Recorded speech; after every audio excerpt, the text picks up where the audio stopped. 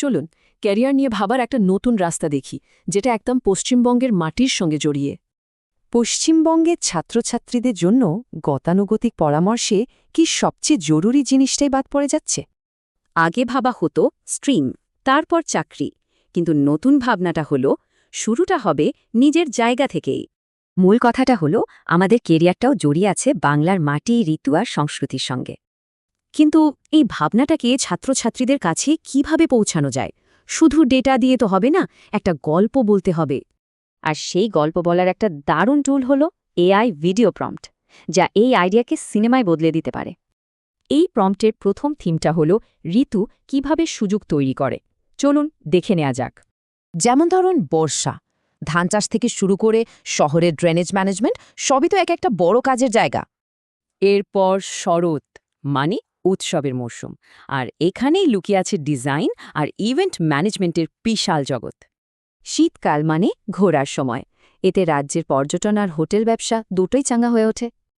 আর গ্রীষ্ম বা বসন্ত হল প্রস্তুতির সময়, পড়াশোনা, লোকাল বিজনেস এসবের সুযোগ তৈরি হয়।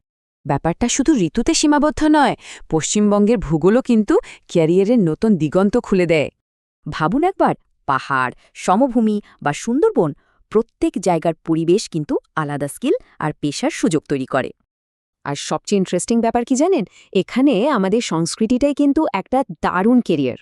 যেমন দুর্গাপূজার ডিজাইন বা ক্লাউড কিচেনের স্টার্টআপ, এগুলো এখন আর শুধু শখ নয়, দারুণ সব পেশা। তবে শুধু স্বপ্ন দেখলে হবে না, রাজ্যের চাকরির বাস্তব ছবিটাও কিন্তু মাথায় রাখতে হবে। কোনটা বেটার তার চেয়েও জরুরি হলো নিজের ধৈর্য আর লক্ষ্যের ওপর ভিত্তি করে সিদ্ধান্ত নেওয়া। বাস্তবতা হল চাকরির বাজারে কম্পিটিশন অনেক হাই, তাই একটা বিশেষ স্কিল থাকাটা মাস্ট। তাহলে দেখা যাচ্ছে এই নতুন ভাবনাটা ছাত্রছাত্রীদের মূল প্রশ্নটাকেই একদম বদলে দিচ্ছে। এটাই হলো আসল কথা, চারপাশের পরিবেশটা কোনো বাধা নয়, বরং এটাই সবচেয়ে বড় সুযোগ। পশ্চিমবঙ্গে বড় হওয়াই কিন্তু আমাদের একটা আলাদা দৃষ্টিভঙ্গি, অভিজ্ঞতা আর জোর দিয়েছে।